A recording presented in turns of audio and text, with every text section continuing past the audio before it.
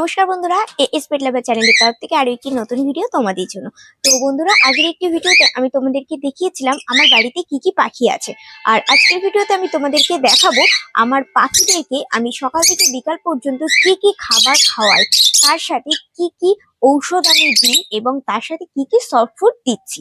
আর তার সাথে এটাও দেখাবো বেশ কিছু পাখি কিন্তু ডিমও দিয়েছে, আর বেশ কিছু পাখি কিন্তু বাচ্চাও হয়ে গেছে। তো চলো দেরি না করে আজকের ভিডিওটি শুরু করি। তার আগে চ্যানেলটি নতুন হয়ে থাকলে চ্যানেলটিকে অবশ্যই সাবস্ক্রাইব করে পাশে থাকা বেল আইকনটি প্রেস করে দেবে, যাতে পরবর্তী ভিডিওর নোটিফিকেশন সবার প্রথমে তোমাদের কাছে পৌঁছে যায়। তাহলে চলো ভিডিওটি দেখতে থাকো তোমরা। সকাল সকাল কিন্তু আমি চলে এসেছি পাখির ঘরে। ঘড়ির কাঁটায় তখন সকাল 8টা বাজে। আর আজকে কিন্তু আমি আমার পাখিদেরকে দিব ভেজানো ছোলা। বেশ কিছুটা অঙ্কুরিত ছোলাও রয়েছে, তার সাথে শুধুমাত্র ভেজানো ছোলাও রয়েছে। প্রত্যেকটা বাটিতে আমি এবার দিয়ে দিয়েছি ছোলাগুলো। এবার আমার পাখিদেরকে খেতে দিয়ে দেব। আর আমার সমস্ত পাখিগুলোই কিন্তু ছোলাগুলোই আগ্রহের সাথে পুরোপুরিভাবে খেয়ে শেষ করে ফেলবে কয়েক মিনিটের মধ্যেই। আর ছোলাগুলোকে কিন্তু আমি আগের দিন সারা রাত্রি জলে ভিজিয়ে রাখি। তোমাদের যতগুলি পাখি তোমরা সেই অনুযায়ী কিন্তু ছোলা ভিজিয়ে রাখবে। শুধুমাত্র আমি আমার পাখিদেরকে ছোলা দিই তাই নয়, তার পাশাপাশি কিন্তু আমি ভেজানো বাদামও দিই এবং সবুজ মুগ ডালও কিন্তু আমি পাখিদেরকে দিয়ে থাকি। তো আমি চেষ্টা করি প্রত্যেক সপ্তাহেই তাদের এই সকালে সফট ফুডগুলো মিলিয়ে মিশিয়ে, মানে এক এক দিন এক এক রকম দেবার চেষ্টা করি। একদিন ছোলা দিই, একদিন সবুজ মুগ দিই, একদিন বাদাম দিই এবং একদিন গম ভেজানোও কিন্তু দিয়ে থাকি। তো এভাবেই ঘুরিয়ে ফিরিয়ে তোমরা পাখিদেরকে খাবার দেওয়ার চেষ্টা করবে। তাতে পাখিদের মুখের স্বাদও বদলাবে এবং তারা অনেকটাই উৎসাহের সাথে খাবারগুলো খেয়ে নেবে। আমি আমার পাখিদেরকে কিন্তু সকালে সফট ফুডটা সকাল 8টা থেকে 8:30টার মধ্যেই দেবার চেষ্টা করি। আর তোমাদেরকে আরো একটা কথা মনে রাখতে হবে, তোমরা যেদিন সকালে সফট ফুড দিচ্ছ তার আগের দিন রাত্রিবেলা সেই পাখির ঘর থেকে কিন্তু অবশ্যই পাখির খাবার এবং জলের বাটি বের করে রাখতে হবে। যদি ঘরে বাচ্চা থাকে অবশ্য তোমরা খাবারটা বের করবে না, যদি বাচ্চা না থাকে সেক্ষেত্রে তোমরা খাবারটা বের করে রাখবে। তাতে করে কি হবে, তারা যে সকালে খাবারটা খাচ্ছে বা সফট ফুডগুলো তোমরা দিচ্ছ, সেই সফট ফুডগুলো কিন্তু ওরা মানে খুব ভালোভাবে খেয়ে নেবে।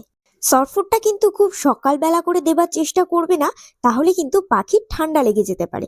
অবশ্যই তোমরা 8টা থেকে 9টা এইরকম টাইমের মধ্যে দিতেই পারো। সপ্তাহে 4 দিন অন্তত আমি পাখিদের খাবারে কিন্তু ছোলাটা রেখে থাকি। আর বাদ বাকি দিন আরো যে আদার্স খাবারগুলো আছে, যেমন সবুজ মুগ, ভুট্টা, গম, সেগুলি দিয়ে থাকি। তোমরা তো অনেকেই জানো ছোলাতে প্রচুর পরিমাণে পুষ্টিগুণ এবং বিভিন্ন উপাদান যেমন প্রোটিন, কার্বোহাইড্রেট এবং ম্যাগনেসিয়ামও থাকে, যা পাখিদেরকে শক্তি সরবরাহ করছে, তার সাথে সাথে কিন্তু পাখির পালক গজাতেও সহায়তা করে। এইভাবে তোমরা যদি তোমাদের পাখিদের খাবারের তালিকা তৈরি করতে পারো, তাহলে কিন্তু তোমাদের পাখিরাও থাকবে সুস্থ এবং দ্রুত ডিম বাচ্চা করাতেও কিন্তু তোমরা সফল হবে।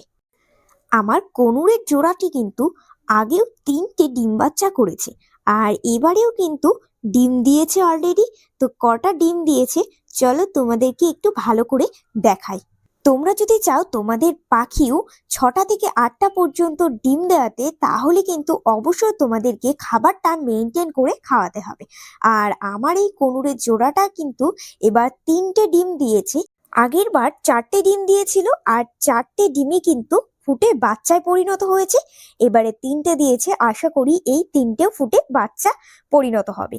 তো এবারে কিন্তু ওরা দ্বিতীয়বার ডিম দিয়েছে। এবারে এখানে দেখো আমার কিন্তু ককাটেয়ালের জোড়াটাও রয়েছে, আর ককাটেয়ালের জোড়াটাও কিন্তু ডিম দিয়েছিল। সেই ডিম ফুটে কিন্তু অলরেডি একটা বেবিও হয়েছে। এখন কিন্তু ককাটেয়াল পাখির ব্রিডিং সিজন, মানে এই সিজনে ককাটেয়াল পাখির ডিম বাচ্চা করানোর সঠিক সময়। তোমাদের যাদের যাদের বাড়িতে ককাটেয়াল পাখি রয়েছে তারা অবশ্যই পাখিকে ব্রিডে বসানোর আগে ডি ওয়ার্মিং কোর্সটা করিয়ে নেবে। ডি ওয়ার্মিং কোর্স কিভাবে পাখিদেরকে করাতে হয় তোমরা যদি চাও অবশ্যই আমাকে কমেন্ট করো, আমি সেই রিলেটেড ভিডিও তোমাদের সাথে শেয়ার করার চেষ্টা করব। এখন আমার পাখিদেরকে আরো একটা সফট ফুড আমি দিচ্ছি, যেহেতু এখন বেশ কিছু হাঁড়িতে কিন্তু আমার পাখির বাচ্চা রয়েছে। এখানে কিন্তু রয়েছে ফুল বয়েল করা ডিম, মুরগির ডিম, তার সাথে বেশ কয়েকটা ভাতও আমি নিয়েছি। এই খাবারটা কিন্তু আমি পাখিদেরকে দুপুর 1টা থেকে 2টোর মধ্যে দিয়ে দেবার চেষ্টা করি। শীতের সিজনে কিন্তু ডিম পাখিদেরকে সপ্তাহে 3টে থেকে 4টেও দেওয়া যেতে পারে। যখন গরম পড়ে যাবে, মানে প্রচন্ড গরম থাকবে, তখন তোমরা সপ্তাহে একটা ডিম দেওয়ারই চেষ্টা করবে। আর আমি ডিমের সাথে বেশ কয়েকটা ভাতও নিয়ে নিয়েছি। বাচ্চা থাকার কারণে কিন্তু এখন আমি সপ্তাহে 3টে করে ডিম পাখিদেরকে দিচ্ছি। ডিমে কিন্তু থাকছে প্রচুর পরিমাণে ক্যালসিয়াম এবং প্রোটিন, যা পাখিদের নতুন পালক গজাতে সহায়তা করে এবং শক্তি সরবরাহ করে থাকে। তার সাথে সাথে কিন্তু সুস্থ বাচ্চা ফোটাতেও সাহায্য করে। আর আমার পাখিরা কিন্তু প্রত্যেক সপ্তাহে এই খাবারটা পাওয়ার জন্য অপেক্ষা করে থাকে। তোমরা যদি ভাত দিতে না চাও, ভাতের পরিবর্তে তোমরা কিন্তু চিড়েও দিতে পারো এবং ডিমের সাথে তোমরা গাজর গ্রেট করেও দিতে পারো। আর হ্যাঁ, ডিমটা কিন্তু অবশ্যই গ্রেট করে দেওয়ার চেষ্টা করবে, পাখিদের খেতে সুবিধা হবে। আমি কিন্তু পাখিদেরকে সফট ফুড দেওয়ার সাথে সাথে কিন্তু বেশ কয়েকটা ফলও দিয়ে থাকি। যেমন কোনুর পাখির জন্য কিন্তু ভীষণই একটা উপকারী ফল হচ্ছে পেয়ারা, বা বলতে পারো কোনুর পাখি কিন্তু পেয়ারা খেতে প্রচন্ড পছন্দ করে। প্রত্যেক দিন কোনুর পাখিদেরকে একটা করে পেয়ারা দেবার চেষ্টা করবে। ফলটা কিন্তু তোমরা প্রতিদিনের তালিকায় রাখতে পারো, ডিম দেবার আগের মুহূর্ত হোক বা বাচ্চা ফোটার পরের মুহূর্ত হোক। আর পেয়ারা কিন্তু পাখিদেরকে হজম শক্তি বৃদ্ধিতে সাহায্য করে। আর পেয়ারার পাশাপাশি কিন্তু আমার পাখিদের আমি সপ্তাহে একটা করে আপেল দেওয়ার চেষ্টা করি। ফলমূলের পাশাপাশি কিন্তু তোমাদেরকে শাক সবজিও পাখিদের খাবার তালিকায় রাখতে হবে। যেমন সজনে শাক, কলমি শাক এবং কুলেখাড়ার পাতাও কিন্তু তোমরা পাখিদেরকে দেবে। পাখিদেরকে ব্রিডে বসানোর আগে অবশ্যই তোমরা সপ্তাহে 3 দিন অন্তত কুলেখাড়ার পাতা দেবে। আর এখন যেহেতু শীতকাল, তো সেই কারণেই পাখিদেরকে কিন্তু আমি সপ্তাহে 1 দিন করে তুলসী পাতা দিই। এতে যদি পাখিদের ঠান্ডা লাগার সমস্যা থেকে থাকে, তাহলে কিন্তু সেই সমস্যা থেকে সেই পাখিগুলো বেরিয়ে আসতে পারবে। ঘরে যদি বাচ্চা থাকে, তাহলে সেই বাচ্চার বয়স যদি 15 থেকে 20 দিন বয়স হয়ে যায়, তারপরেই তোমরা তুলসী পাতাটা দেবে। তা না হলে দেবার দরকার নেই, এতে কিন্তু হিতে বিপরীত হতে পারে। এবারে পাখিদের জন্য ভীষণই একটি উপকারী খাবারও কিন্তু আমি দিয়ে থাকি। তো এটা আশা করি তোমরা অনেকেই চিনতে পারছো, ক্যাটল ফিশবোন বা সামুদ্রিক ফেনা বলেও পরিচিত। এই সামুদ্রিক ফেনাটা কিন্তু পাখিদের ক্যালসিয়ামের ঘাটতি পূরণ করতে সাহায্য করছে। তার সাথে সাথে কিন্তু পাখির ডিমের খোসা শক্ত করতেও সাহায্য করে এবং পাখির হজম প্রক্রিয়াও কিন্তু ভালো রাখে। টুকরো টুকরো করে কেটে তোমরা পাখির খাঁচাতে দিয়ে দেবে, ওরা ওদের মন মতো প্রত্যেক দিনই একটু একটু করে খাবে। আমি কিন্তু এখানে এভাবে ঝুলিয়ে দিয়েছি, তো তোমরা চাইলে কিন্তু খাঁচাতে নর্মালিও দিতে পারো। আর আজকে সকালে কিন্তু আমি পাখিদেরকে বেশ কিছুটা করে নিম পাতাও দিয়েছিলাম। আর নিম পাতা তো পাখিদের জন্য ভীষণই একটি উপকারী খাবার। আর এখানে ফিমেল লাভবার্ডটা দেখো, নেস্টিং এর জন্য নিম পাতাটা খেয়ে তার যে ডালটা রয়েছে সেটা নিয়ে তার হাঁড়িতে চলে যাচ্ছে। সমস্ত পাখি কিন্তু নিম পাতাটা খুব ভালোভাবেই খায়। সামান্য পরিমাণে দেবে, খুব বেশি দেওয়ার দরকার নেই। আর যারা যারা পাখিদেরকে ওয়ার্মিং কোর্স কোনো ওষুধ ছাড়াই করাতে চাইছো, তাদের জন্য কিন্তু ভীষণই উপকারী এই নিম পাতা। তো আমি পাখিদেরকে এবারে নর্মাল খাবার দিয়ে দিয়েছি, তো এটা তো ওদের রোজকার খাবার। তো তোমরা যখন সফট ফুড দেবে, তখন তাদের দানা খাবারটা দেবে না, তাছাড়া তোমরা সবসময় দিয়ে রাখবে। এবারে আমি কয়েকটা মেডিসিন দেখাবো। তো এই মেডিসিনগুলি আমি পাখিদেরকে দিই। তার মধ্যে থেকে এখানে নিওপেপটাইন ওষুধটা কিন্তু পাখিদের খাবার দ্রুত হজম করতে সাহায্য করে। সপ্তাহে 4 দিন 100 গ্রাম জলে 3 থেকে 4 ফোঁটা দিয়ে থাকি। তারপরে আরো একটা ওষুধ দেখাচ্ছি, এটার নাম হচ্ছে জেন্টাল। তো এটা কিন্তু ওয়ার্মিং কোর্সের জন্য একদম বেস্ট। এবারে একটা মাল্টিভিটামিন দেখাচ্ছি। আমি কিন্তু বার্ডস কেয়ারের মাল্টিভিটামিন ব্যবহার করি।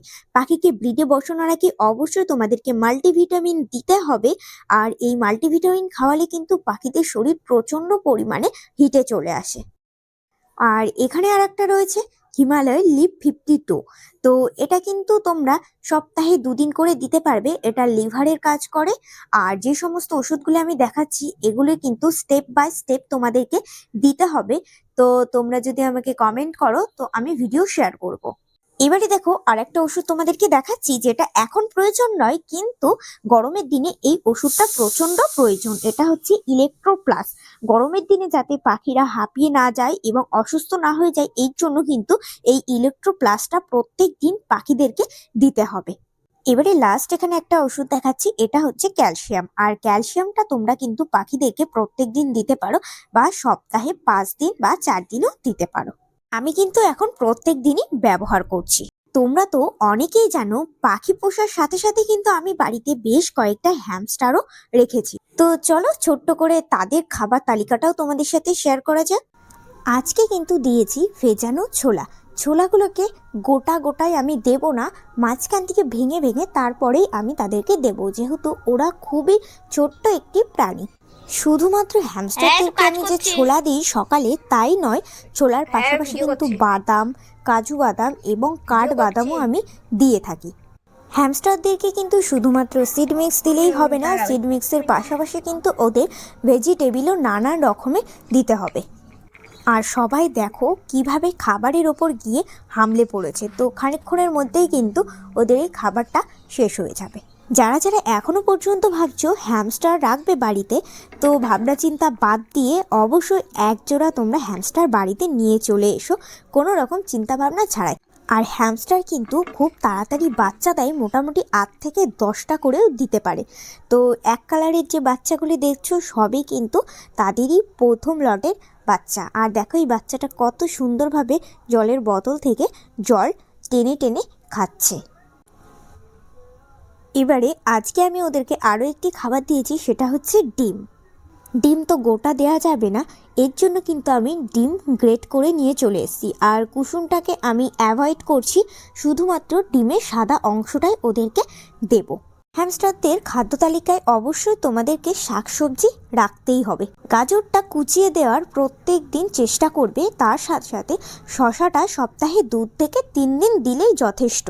এবং বাঁধাকপি, পালং শাক, মিষ্টি কুমড়ো, তার সাথে সাথে কিন্তু তোমরা ব্রকলিও দিতে পারবে।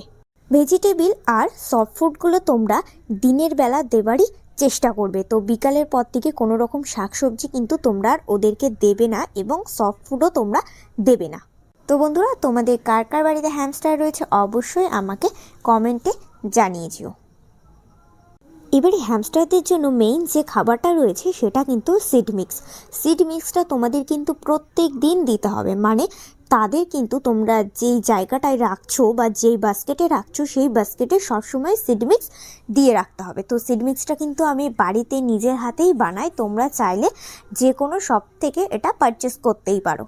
তাহলে বন্ধুরা, আজকে মোটামুটি আমি আমার বাড়ির পাখি এবং হ্যামস্টারদের খাবারের তালিকা তোমাদের সাথে শেয়ার করে দিলাম। এরপরে তোমরা কি রিলেটেড ভিডিও দেখতে চাও সেটা অবশ্যই আমাকে জানিও। তো বন্ধুরা, আজকের ভিডিওটি তোমাদের কেমন লেগেছে সবাই অবশ্যই কমেন্ট করে জানিও। তার সাথে চ্যানেলে নতুন হয়ে থাকলে চ্যানেলটিকে সাবস্ক্রাইব করে দিও। আর ভিডিওটি ভালো লেগে থাকলে অবশ্যই একটি করে লাইক করে দিও, তার সাথে কিন্তু কমেন্ট করতে ভুলো না। আর তোমাদের কার কার বাড়িতে কোন কোন পাখি রয়েছে সেটাও আমাকে কমেন্টে জানিও। তো আজকের মতো ভিডিওটি শেষ করছি এখানে, দেখা হবে এবার পরবর্তী কোনো নতুন ভিডিওতে। ততদিন ভালো থাকবে, সুস্থ থাকবে, আর সুস্থ রাখবে তোমাদের পোষ্য প্রাণীগুলোকে। আর ভিডিওটি দেখার জন্য অসংখ্য ধন্যবাদ।